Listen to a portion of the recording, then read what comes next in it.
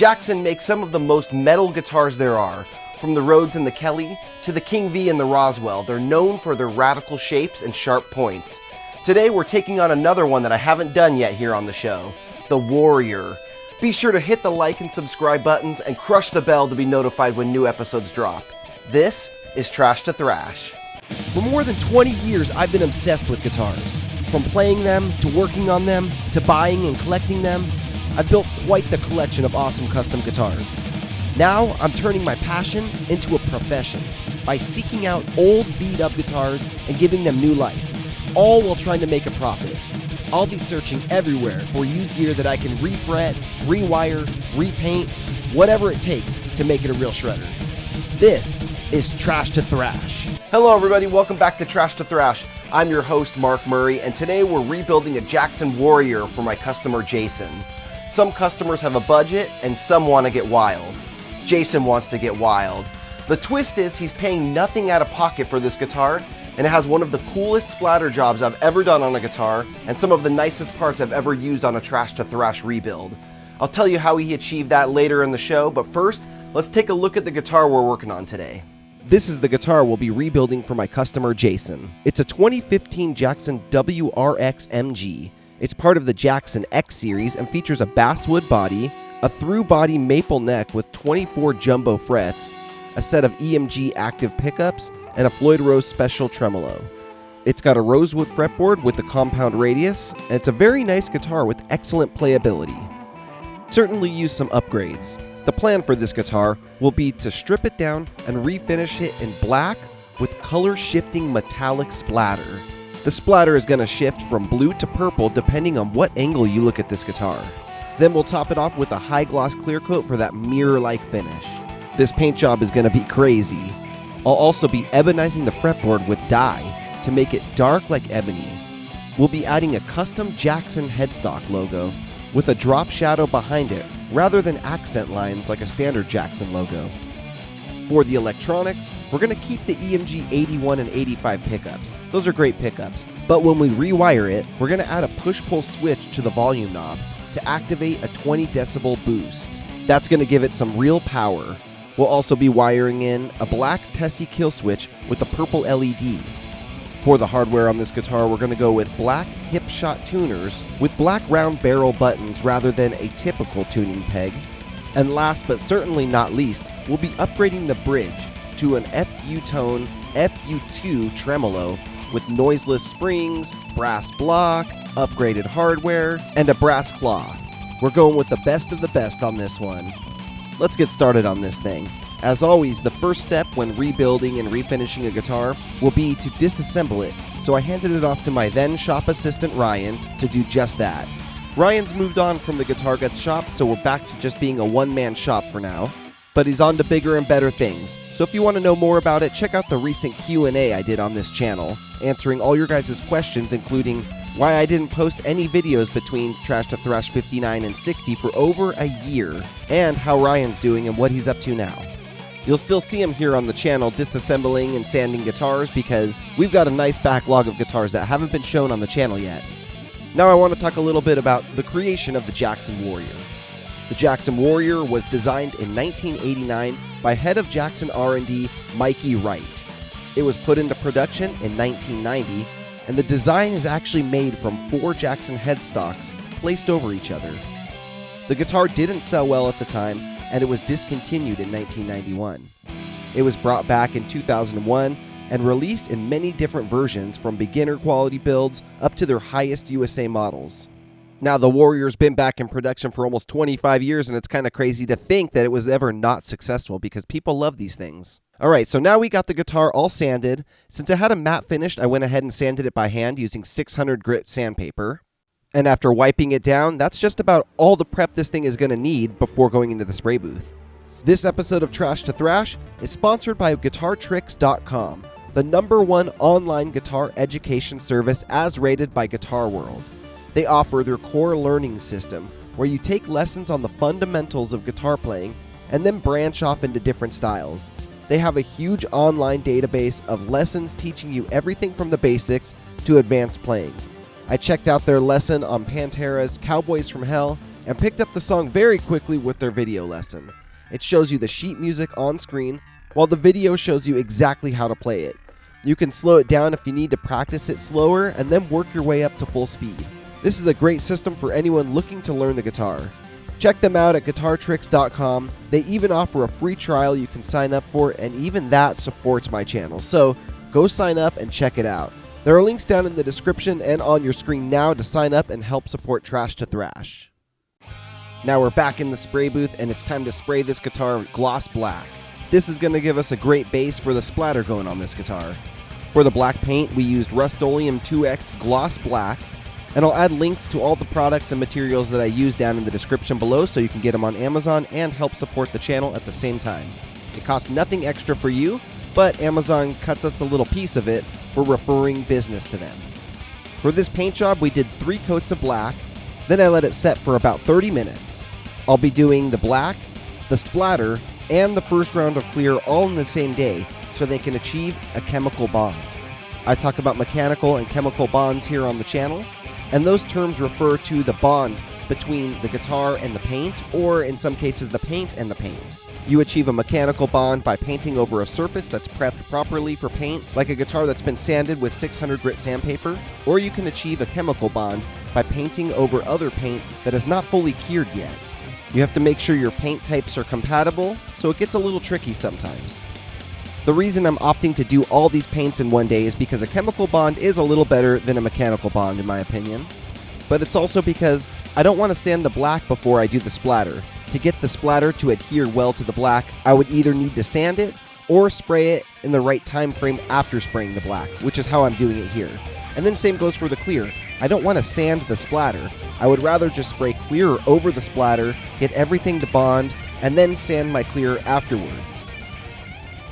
Hey guys, so I'm coming to you from my spray booth once again, and a couple weeks ago I showed you guys here on Patreon the Alien Blood roads that I had done, and I told you guys in that video that there's different styles of splatter. Sometimes I just put it into a cup and throw it. Sometimes you use a brush to create more string-like splatter, and that's actually what we're doing today. I had showed you a black sample that I was working on. It was just a piece of cardboard at the time, but I was using this, actually I thought I had it there, color shifting paint. So when you apply the paint, it's purple from some angles, it's blue from some angles. It's really cool. My customer wants me to paint the guitar black and then create string-like splatter, you know, cross-hatched string splatter. So that's what we're going to be doing here to this Jackson Warrior. This is a neck-through model. This is one that a while ago I got in on a trade, and then somebody traded in 3 guitars to me for this one, and now we're painting it. So I just finished spraying it black, and it's time to throw the splatter on. So here we go. I'm going to be spraying a bunch of paint into a little cup and then applying it with a brush and just kind of flinging it along. So for this one I want to wear the mask just because I'm going to be spraying so much paint into a cup. I don't want to be inhaling that, especially in a closed little room like this, the spray booth. So to do this I'll be using a standard little cheap project brush. And this is the paint. It's Rust-Oleum Color Shift. You could actually see the label of the can has the blue to purple color shift on it. And I've already sprayed paint into that paint cap, so I have a fresh black cap here that I'm going to use. The first thing I'm going to do is hit this with the air compressor to get any dust or anything that might be trapped in there out.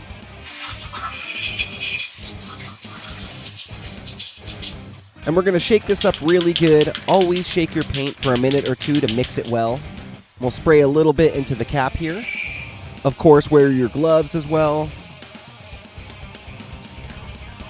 Cheers, my friends. This is the first guitar that I've done with this kind of splatter before. Oh, and it went that way. I need to adjust my angle a little bit. We're learning on the job here, guys. I started with the front of the guitar here. This splatter kind of reminds me of something you'd see on a Kiesel guitar. My customer Jason referenced Kiesel, told me to check out their guitars, which they make awesome guitars, amazing paint jobs, and I am loving the way this thing is starting to look. Of course, I'm splattering the front, the neck, the headstock, the back, everything. Now that we got the black and the splatter both on the guitar, it's time to add some clear coat and seal it all in and get that chemical bond between all of them. When you're doing crackle or splatter or adding a headstock logo, that's going to create a height differential between your lowest levels of paint that you sprayed on first and the last type of paint that went on, like the splatter in this case, going on last. So we're going to need to layer on the clear, basically to backfill the lower spots and bring them up to the high spots like the splatter, and then add clear over that, so there's a nice thick, deep, rich clear coat over it so that I can sand it and buff it out and not worry about dipping into the color coats.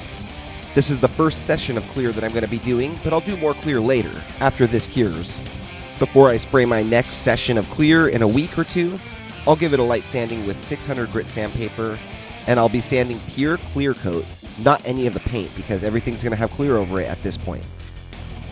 Wow, check this thing out. What I'm showing you here does have the first session of clear over it.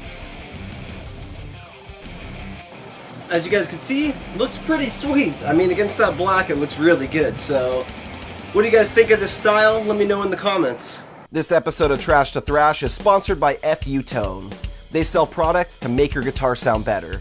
My favorite products from them are their Floyd Rose upgrades. They sell titanium hardware kits, which are awesome because you can get them in different colors to really spice up the look of your Floyd Rose, while giving your guitar higher quality parts, better tone, and better sustain. I also love their brass blocks and their noiseless springs. They have a ton of upgrades on their website, so go check them out at futone.com. I'll put a link in the description so you can see their whole product line. I've upgraded a couple of my guitars with their stuff and quite a few customer guitars with their parts, and everybody's always happy with it. Adam and his team at FU Tone are always happy to help figure out what you need for your guitar. So many great guitarists trust their products like Eddie Van Halen, Slash, Phil Collen, Neil Schon, and so many more. Go check them out and use what the pros use. There's a link in the description of this video to their website. This here is my favorite material for giving a guitar a high gloss clear coat. It's a 2K automotive grade polyurethane finish. 2K means there's two components in it, and in German, component starts with a K, so that's why it's called 2K. The two components are a polyurethane clear finish and a hardener. When you mix the two components together, you have a very limited time to work with it before it immediately starts to harden. It's a very durable and beautiful crystal clear coat. It actually has two compartments inside this can, keeping the two components completely separated. It's super easy to use. You just press the button on the bottom of the can and it pierces the two compartments, and then you shake it up and they mix together. Now it's ready to spray for up to 24 hours. What I like about it is that you don't have to mix any components together on your own with stir sticks and cups. It's all self-contained. You don't have to clean anything at the end or a spray gun or anything like that. You just take this when you're done, toss it in the recycling. I've had great success with this product and I recommend you guys try it too. I have links down in the description for all the materials I used on this guitar, so you can pick them up on Amazon and help support the channel by using my links. Now, I mentioned earlier my customer Jason is getting this guitar done by me with no cash out of pocket. Let me explain how that works. A few years back I decided to start accepting trades as payment for people who want guitar work done by me. I made this offer so people can send their guitars in for work, and instead of paying with cash, they can trade guitars, parts, or even video game stuff as trade credit. These are things I'm interested in and regularly buy, so then I would either keep the things they send in or sell them to recuperate costs. This was a win-win in many cases. People could offload things they don't want anymore or forgot they even had for a custom guitar. In fact, the Warrior came into the shop on a trade from an Instagram follower named Tyler, who saw the Stealth Splatter Kelly I did on episode 8 of Trash to Thrash. Tyler and I made the deal and he sent me the Jackson Warrior in like new condition, which I posted on the channel and Jason saw it. Jason wrote to me and we figured out a trade plan for this fully rebuilt Warrior. I would cover all the parts and the shipping. In exchange for the Warrior, Jason sent me a few project guitars that I could then take and hopefully flip for profit or rebuild and trade for more guitars, keeping the trade cycle going. The original deal was he would send me a Jackson RRX-24 in basically new condition, a Dean Vendetta VNF4, which is a lower level Dean, but had a lot of nice features that I could potentially turn into a wicked shred machine, and lastly, a Schecter Sun Valley shredder, in addition to a small amount of cash. I held onto the Dean Vendetta for a potential rebuild since it's a neck-through guitar with a bound neck, 24 frets, floating bridge, dual humbuckers, and cool inlays. It has everything the perfect metal shred machine would need. It's also not worth a ton in its stock form, so there's not a lot of value in selling it as is. Rebuilding and upgrading it could make it more profitable. Jason still had a small balance owed when the Jackson Warrior was completed, So we offered a couple other project guitars to trade in to cover the remaining balance on the project. A Jackson Kelly and a Charvel Star. The Charvel Star was rebuilt on episode 55 of Trash to Thrash for a customer, and the Jackson Kelly was rebuilt and will be on a future episode of Trash to Thrash. This is how the headstock originally looked, and we're going to be adding on a new custom Jackson logo now.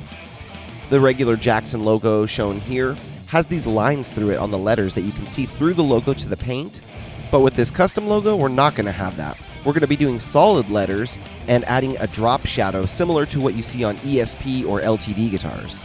I created this design in Photoshop and then used my vinyl cutting machine to make these things a reality. The main Jackson part of the logo is going to be white, and the drop shadow is going to be metallic silver. I created the white vinyl first and put that on just now, and then I manually placed the small pieces of the drop shadow because it's a little too hard to line them up using the vinyl transfer tape, but using an X-Acto knife I could take them one at a time, which took a little longer than just using transfer tape, but I'm only going to be doing this one time and it's worth it to spend some extra time to get a really cool custom look. By the way, if you're working on a project guitar and you want a custom logo like this or something else that you have in mind, send me an email to mark@guitarguts.com. My info is also down in the description, and let's talk. I can make custom logos for you guys too. I've done it before and I'd be happy to do it again. I still have the files for this headstock logo here, so if you have a Jackson and you want something like this, I could do them in any colors. So you can get a black logo with a pink drop shadow or a green logo with a yellow drop shadow, whatever you want, I can do. Here are the results. That looks awesome. What do you think? By the way, you'll notice the truss rod cover is on, and that's because for getting the perfect placement like I did here, you want to put the truss rod cover on so you can visualize what this is going to look like in its finished state. It took me 2 tries to get this right. This was the first attempt. You could see I don't have the truss rod cover on, and once I started looking at the placement of the truss rod cover and the tuners, it was a little off. And the tolerance are very small for these headstock logos. If you get them a 1/4 inch off in any direction, it just looks off, and you can tell by looking at it if you've seen enough Jacksons in your life. So the first attempt one had to be removed, and I made another logo and did it again. When you're working on custom guitars, it's always important to go back and redo something if it doesn't come out right. Don't just roll with it, because this guitar could be around forever if you do it right, and if you do it wrong, you're always going to notice and look at those imperfections. So it's worth it to just go back and get it right. And you're going to get additional practice, so it's like you did 2 headstock logos and you have a little more experience now. This episode of Trash to Thrash is sponsored by Tessy. Tessy makes some of my favorite kill switches. You guys know I love kill switches. And there's a couple companies that I trust, and Tessy is one of them. A kill switch is a small button on your guitar that kills your signal when you press it. It's a fun little device that helps you create rhythms, and by pressing the button rapidly, producing a stuttering effect. They actually make a few different style kill switches that are very cool, including their LED kill switches, arcade button kill switches, and the Nelly kill switches. I like to use the Nelly kill switches on my Van Halen builds. The arcade buttons are always fun to use because they come in many different colors and you can combine them to make custom looking buttons. And the standard LED kill switches are always great. They look super cool without standing out too much and add a little light to your guitar. If you're curious about kill switches and want to try one, check out Tessy and use my discount code GuitarGuts during checkout for 15% off. By the way, Tessy expanded quite a bit over the last few years and sells a lot more than just kill switches. They have all sorts of different accessories for guitar, so go check them out. I'll put a link down in the description to their website. Go support them because they help support Guitar Guts and Trash to Thrash. Alright, now that we got the new headstock logo on there, it's going back out to the spray booth. You can see the guitar looks dull, and that's because it's been sanded so that we can get the mechanical bond for the new clear. This is a good visual representation of why you need to sand, because you feel like you're ruining your guitar's finish when you first do your clear, but look how it comes back to life when you add more clear to it. Now, the guitar's been sanded and buffed and looks great. But look at this fretboard. This is something that people bring up in the comments all the time, that I need to ebonize or dye the fretboard to a darker color, because I don't know why, but people seem to not like rosewood. To me, this is absolutely gorgeous, especially if I were to put some lemon oil on it, it would literally start glowing. Now, don't get me wrong, I love ebony fretboards too, and I've got guitars with ebony fretboards. And I think this guitar is actually going to look really good with an ebony fretboard as well, because look how dark that body is. It is going to tie it all together and make this thing match. For this specific guitar, I do think that this rosewood fretboard does look out of place, so I think this is a perfect candidate for dyeing a fretboard darker. This is actually relatively simple to do. You just need to make sure you use some high quality tape to mask off the sides of your fretboard. This guitar has a binding on the fretboard, so I taped that off. The nice thing is it wipes right off the inlays. It's not going to stain them, but I still did my best to avoid them because I don't want any complications. I bought this product from StewMac, and it's called Higgins India Ink. It's a very potent product, so I always wear gloves when I use it, and I use a Q-tip to apply it. Rosewood is a very porous wood, so it's going to absorb into the fretboard. When it dries, you can give it a light wipe down and then apply it again to get an even darker finish. Rather than showing you the assembly and the wiring and giving away the reveal, I want to give you guys some useful tips on how to upgrade a lower or mid-level guitar. Now this Warrior is a super solid guitar. It has neck-through construction with a quality neck and body. But to be honest, the hardware is a little lacking on this guitar. I'm a huge fan of Jackson guitars, from their high-end models down to their JS models, and there's always something you can do to make them a little bit better. The first upgrade I recommend would be pickup swaps. You can upgrade the tone of your guitar with all the hundreds of options that are out there. You're guaranteed to find a sound that you're going to love. The second thing I would do is upgrade the tuners. Installing some high-end Goto, Grover, or Hipshot tuners is always a great upgrade to make tuning your guitar less frequent and more precise. Number 3 is a bridge upgrade. I mostly use Floyd Rose equipped guitars, so upgrading to a Floyd Rose original is always a great choice, but the Goto 1996 is an amazing alternative some people say is way better than a Floyd Rose original. The FU Tone FU2 is another excellent choice for upgrading your bridge, and that's what we used in this Warrior. Number 4 is a fret level and dress. This may seem more like maintenance or a repair job than an upgrade, but when this is done by somebody really good, it's a great upgrade. It'll allow you to set your action lower and play faster with ease. And number 5 is a new custom paint job. If you're playing lower or mid-level guitars, a refinish will make your guitar stand out. Whether you're up on stage or making videos for the internet, a custom paint job will catch people's attention and give you an edge for getting noticed. Even if you don't play live or online, when you walk by that guitar with a custom paint job on it, you'll notice it more, you'll feel a sense of pride about it, and you'll be more drawn to going and grabbing it and playing some more guitar, making you a better player. If you do these 5 things to a lower or mid-level Jackson or any other guitar really, it's going to play amazing, sound awesome, and look killer. You'll have some money into it, but you'll also have a quality guitar with great parts, and depending on the finish you choose, one of a kind. You'll also be able to reuse some of these parts if you decide to upgrade to a better guitar down the line. Real quick, I just want to say thanks so much for tuning into this episode of Trash to Thrash, everybody. Please hit the subscribe button and the like button. We got the final reveal coming up in just a minute. Alright guys, are you ready for the final reveal? Check this thing out.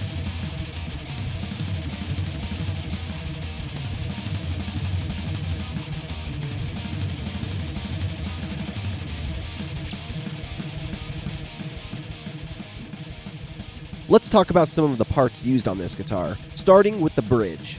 This is an FU Tone FU2 bridge upgrade that we did on this guitar.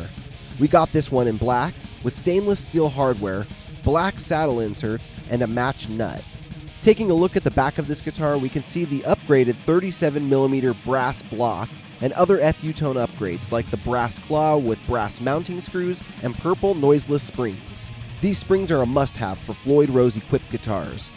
This FU2 bridge is a massive upgrade over the old Floyd Rose Special, and the best part was it dropped right in with no modification to the body. I'm proud of how this finish came out. It came out so smooth. Look at this thing, it's like a mirror. The color shifting paint, which I hadn't used on a guitar yet, is really cool. Notice how parts of it are purple and parts of it are blue. When you go back and forth, you can see the color shifting. The whole right-hand side of the guitar right now is purple, while the left side is blue. I'll definitely be using this paint again in future projects. Maybe even with Crackle. I also really like the way the fretboard turned out. I could have went a little darker on it. You can see when I hit it with high light to get some good footage of it. You can still see that it has those rosewood qualities to it. But as I zoom out a little bit, it looks dark. And like at this angle, you can see it looks real dark. So I like the way it looks. It's a great compromise between pure black and rosewood's natural color. For the electronics, we reused the original EMG 81 and 85 pickups. Those are great metal pickups. We also added a 20 decibel boost circuit inside the guitar that's activated by pulling up on the volume knob. My buddy at Goliath Effects made that. I replaced the original 3-way switch with an all-black stealthy 3-way switch. And we also threw in a Tessy LED kill switch. It's hard to pick up on camera, but it's got a purple LED. This beautiful warrior has a neck-through construction, matched neck, and we even upgraded the tuners to hip shot locking tuners. I love the round buttons on these things. Here's the matched headstock with the new custom logo. Yep, this thing was built to shred.